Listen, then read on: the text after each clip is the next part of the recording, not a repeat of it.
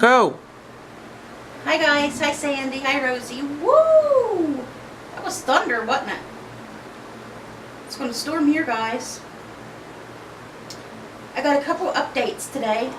Bridget, her test she had done the other day, she came back that it didn't show anything.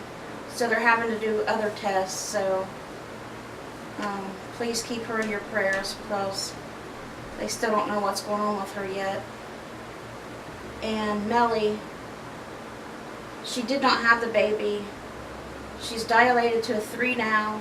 She told me they wasn't going to stop her from going into labor, but they did and got all the bleeding to stop. I don't know, this is what she's telling me. And they sent her home on complete bed rest. And when the baby is born, the baby's estimated to be around 3 pounds right now, and when the baby's born, it's going to be life flighted directly to Children's Hospital. And now her daughter's wanting to change the baby's name to Lincoln, so she can call him Link instead of his name being Olson. So she's asking us which one we like better, and Sherm likes Lincoln better. And I told her it didn't matter to me. She was the mother. I wasn't saying. I said they're both fine to me, sis. Whichever you want. You know. But his middle name's going to be Walker, she said. So now we're not sure if it's going to be Olson or Lincoln, but I guess we'll see.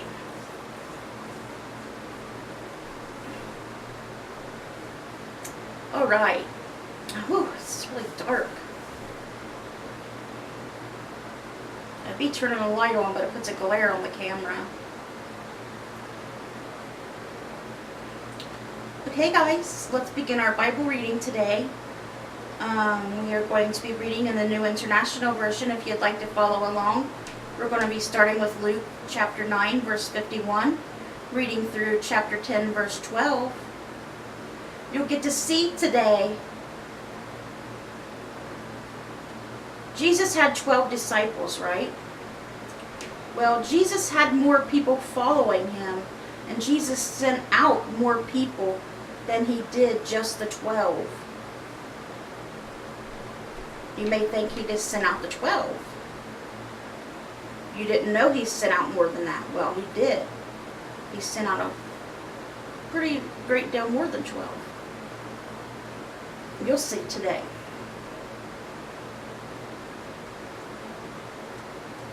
All right, let's get started.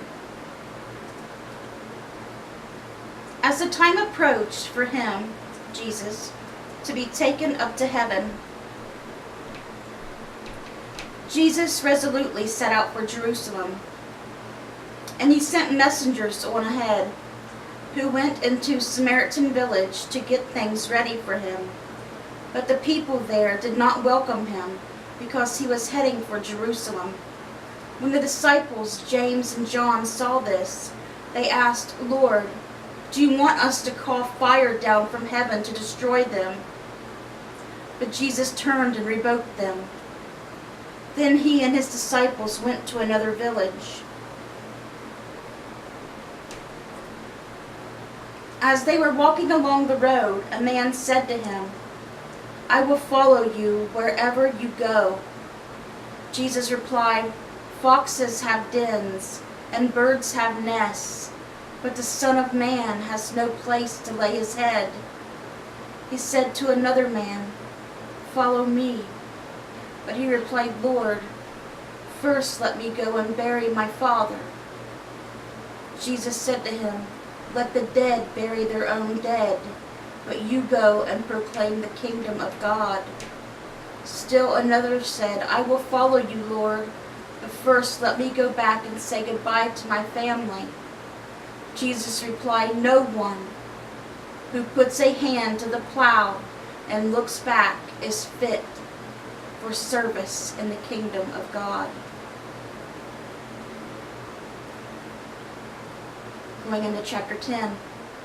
After this, the Lord appointed 72 others and sent them 2 by 2. You heard of this again? 2 by 2. When Noah sent the animals 2 by 2. 72 others, and sent them out 2 by 2 ahead of him to every town and place where he was about to go. He told them, "The harvest is plentiful, but the workers are few. Ask the Lord of the harvest, therefore, to send out workers into the harvest field. Go, I am sending you out like lambs among wolves. Do not take a purse or bag or sandals, and do not greet anyone on the road. When you enter a house, first say, 'Peace to this house.' If someone who promotes peace is there, your peace will rest on them. If not, it will return to you. Stay there, eating and drinking whatever they give you, for the worker deserves his wages. Do not move around from house to house. When you enter a town and are welcomed, eat whatever is offered to you. Heal the sick who are there and tell them, 'The kingdom of God has come near to you.' But when you enter a town and are not welcomed, go into its streets and say, 'Even the dust of your town we wipe off our feet,' as a warning to you. Yet be sure of this, the kingdom of God has come near. I tell you, it will be more bearable on that day for Sodom than for that town." And I would not want to be in that town. And that is where we're stopping with Luke today. And we're going into our psalm today, guys, which is Psalm 74, a maskil of Asaph. And you're wondering, who is Asaph? Well, Asaph was one of David's 3 chief musicians, is who Asaph was, in case you were wondering. One of David's top 3 musicians. So if you want to sit back and close your eyes and hear this psalm, you can. It's got 23 verses, so it'll be a little while. If not, that's fine too. But let's begin. O God, why have you rejected us forever? Why does your anger smolder against the sheep of your pasture?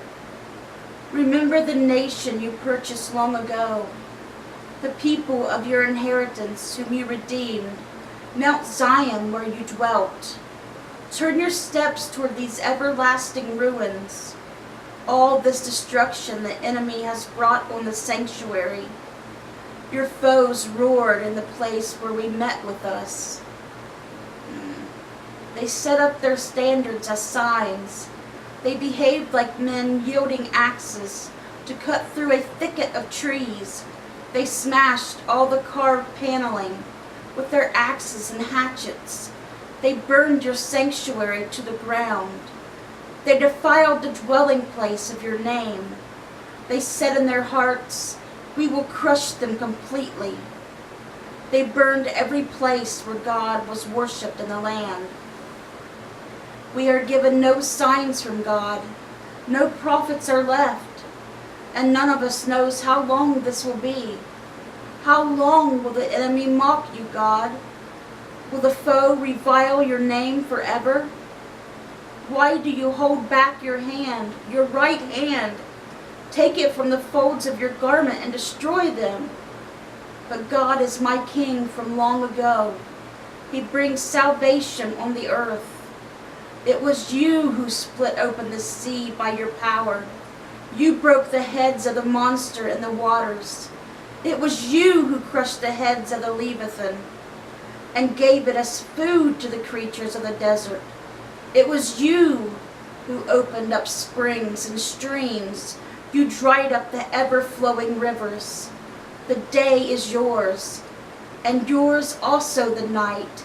You established the sun and moon. It was you who set all the boundaries of the earth. You made both summer and winter. Remember how the enemy has mocked you, Lord, how foolish people have reviled your name. Do not hand over the life of your dove to wild beasts. Do not forget the lives of your afflicted people forever. Have regard for your covenant, because haunts of violence fill the dark places of the land. Do not let the oppressed retreat into disgrace. May the poor and needy praise your name. Rise up, O God, and defend your cause. Remember how fools mock you all day long. Do not ignore the clamor of your adversaries, the uproar of your enemies, which rises continually. You may open your eyes. You had them closed. That was Psalm 74. Okay, guys, and ending today's ending today's Bible reading is Proverbs chapter 12, verse 11. Those who work their land will have abundant food, but those who chase fantasies have no sense. Okay, guys, well, that was our Bible reading for today. I hope it touched your guys' hearts. I hope you guys are having a good weekend. Let's bring those souls to Jesus, and God willing, I'll see you guys again tomorrow with another Bible reading. Bye, guys. God bless.